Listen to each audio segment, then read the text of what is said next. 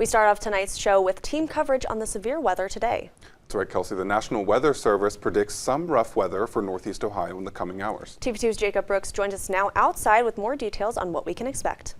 Well, I've got some good news. There's really not much of a severe weather threat tonight anymore. The National Weather Service says this rain we've been getting this afternoon has basically sucked the energy out of the storms that were coming our way. So now there's really not much of a wind or hail threat. It's just going to be rain and a gust of wind here or there is what they said. But they said there is still a severe thunderstorm watch until 8 o'clock tonight for Northeast Ohio.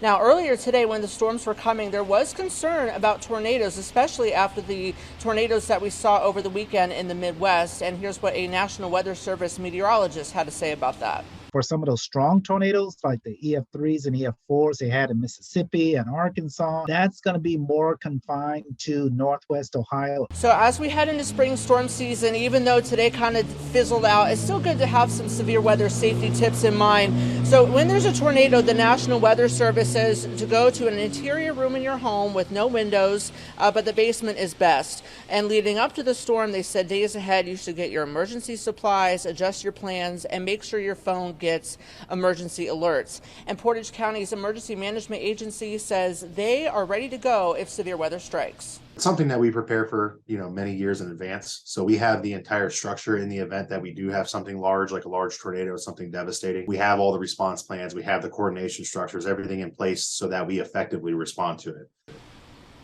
Now, we did get a statement from First Energy this afternoon about the potential power outages. They said, quote, "We have been monitoring the incoming weather and have boosted staffing levels and additional resources on hand in the event we experience outages. Fortunately, the forecast appears to be a typical spring storm for us, and we don't anticipate widespread outages at this time. The storm's impact remains unclear until it hits our region, and we will be ready to respond if we do experience service disruption." So that was the statement we got from First Energy this afternoon before the threat kind of diminished, and we have a much easier night ahead. So that's all we've got for now. I'm Jacob Brooks, TV2 News.